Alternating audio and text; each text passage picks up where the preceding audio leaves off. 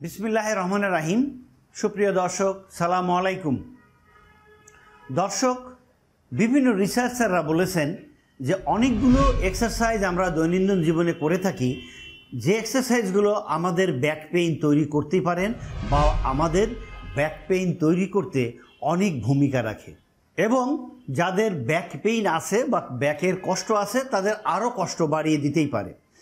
তো সেজন্যে আমরা দুটো এক্সারসাইজ আপনাদের দেখাবো, যে দুটো এক্সারসাইজ আপনারা দৈনন্দিন জীবনে করবেন না। চলুন আমরা এবার দেখে নেই এক্সারসাইজ দুটো। একটি হলো দাঁড়িয়ে। দর্শক, আমরা সামনে ঝুঁকে সামনে থেকে অনেক জিনিস সামনে থেকে উঠাই। এইটা উঠানোর সময় আমরা কোথায় মুভমেন্ট করি? আমরা মুভমেন্ট করি আমাদের ব্যাকে, এখানে মুভমেন্ট হয় এবং ব্যাক কী হয়? রাউন্ডেড হয়। দর্শক, আমরা সামনে ঝুঁকে অধিকাংশ সময় এভাবে ব্যায়াম করি, আবার অনেক সময় আমরা সামনে ঝুঁকে এরকম দাঁড়িয়ে অনেক জিনিস নিচে থেকে উঠাই। সুতরাং মনে রাখতে হবে, এই ভঙ্গি আমাদের জন্য অসঠিক।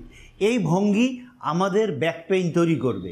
এই ভঙ্গিতে যাদের ব্যাক পেইন আছে তাদের ব্যাক পেইন আরও বাড়ায় দেবে।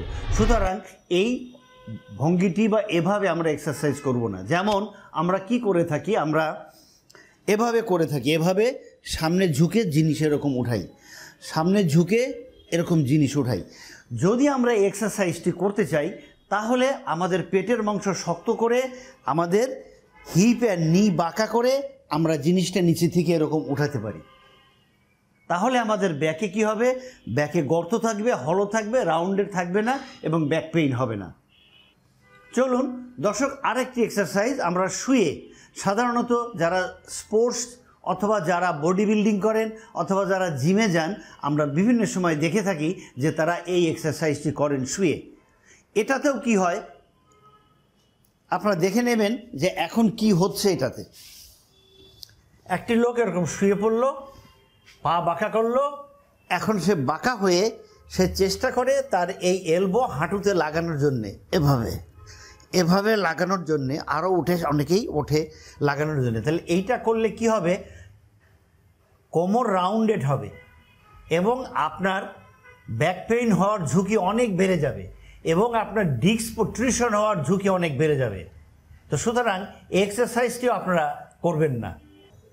দর্শক, আমি অনেক সময় আপনাদেরকে বলে থাকি যে আপনারা সামনে ঝুঁকে অনেকক্ষণ থাকবেন না, আপনারা সামনে ঝুঁকে অনেকক্ষণ কাজ করবেন না। রাউন্ডেড ব্যাক হবে, আমরা চাই হলো ব্যাক। তো এই ক্ষেত্রে এই যে এক্সারসাইজটি আমরা করছি, আমরা শুধু রাউন্ডেড ব্যাকই তৈরি করছি না, আমরা ফোর্স করছি এবং আমাদের ইন্ট্রা অ্যাবডোমিনাল যে প্রেশার সেটাও বাইরের দিকে আসছে, পেছনের দিকে। তাহলে এখানে ফাঁকা হচ্ছে সেগমেন্ট, যেটা ইন্ট্রাভার্টিব্রাল ডিস্ক যেখানে থাকে, যে ভার্টিব্রা মুভ করে, ওখানে ফাঁকা হচ্ছে। তো যখন ফাঁকা হয় তখন ডিস্ক বের হয়ে আসার প্রবণতা অনেক বেড়ে যায়। তো সুতরাং আমরা এই এক্সারসাইজটি অবশ্যই করব না। এই এক্সারসাইজটি করলে আমাদের কোমর ব্যথা বেড়ে যেতে পারে, আমাদের ডিস্ক প্রবলেম অনেক বেশি হতে পারে। দর্শক, আপনারা যারা আমাদের সঙ্গে অলরেডি জয়েন করেছেন আপনাদেরকে অসংখ্য ধন্যবাদ।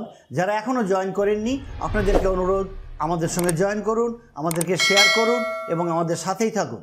আমাদের এখানে জয়েন করলে আমাদের তৈরি সমস্ত ভিডিওগুলো আপনাদের কাছে পৌঁছে যাবে।